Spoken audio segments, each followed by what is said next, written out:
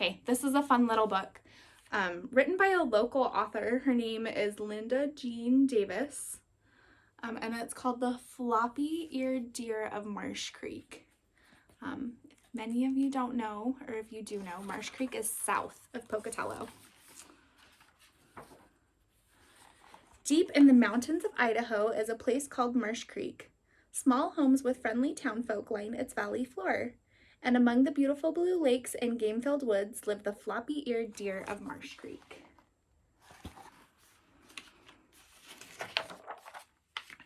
The floppy-eared deer of Marsh Creek are not like any other floppy-eared deer, for the floppy-eared deer of Marsh Creek stand only 6 inches high. They have large floppy ears, big brown eyes, long black eyelashes, and brown fur as smooth as silk. These floppy-eared deer love to eat sticks and berries, wild berries of all kinds, blueberries, blackberries, strawberries, and juniper berries. But they are very picky about their sticks.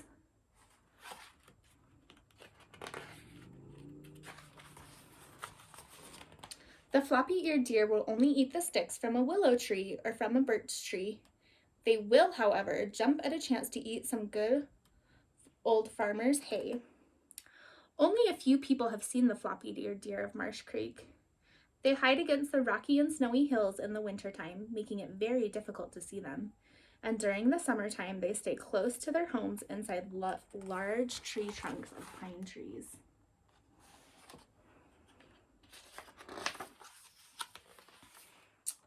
The floppy-eared deer of Marsh Creek are not very smart, and they are extremely nervous and skittish. When they walk and run, they pounce up and down like jackrabbits. My grandpa told me once how he caught one by accident. One summer day, while tending to his herd of cattle, Grandpa laid down for a nap in a grassy meadow. There on the south ridge of Marsh Creek, Grandpa had just dozed off to sleep. Suddenly, something tickled Grandpa's ear. He brushed his large hand across his cheek, and the tickle went away. Then a moment later, the tickle returned. But this time, when he went to brush his ear, he felt something soft and plump.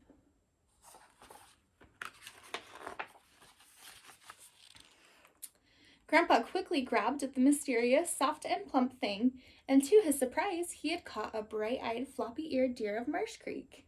He couldn't believe his eyes as he held the nervous and clumsy little deer in his cupped hands. The tiny floppy-eared deer's eyes widened as Grandpa tried to pet the trembling deer with his fingers. The deer nervously looked all around. Grandpa began to laugh, for the floppy ears tickled his hands as they flopped back and forth with each turn of the little deer's head.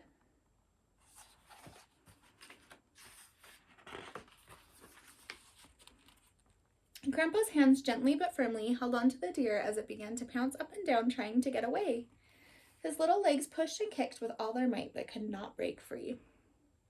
Grandpa had made a bed of willow branches for his nap, and for lunch he'd eaten a peanut butter and jam sandwich made with wild strawberries. He figured the floppy-eared deer couldn't resist the yummy smell of the willow sticks and wild strawberry jam. Oops. Grandpa placed the floppy-eared deer down on the ground. Quickly and aimlessly, the floppy-eared deer pounced up and down until he disappeared among the tall green grass. So if you decide to take a nap in the hills above Marsh Creek, Idaho, be sure to make a bed out of willow sticks and eat yummy peanut butter and wild strawberry jam sandwiches. And then you just might see a floppy-eared deer of Marsh Creek.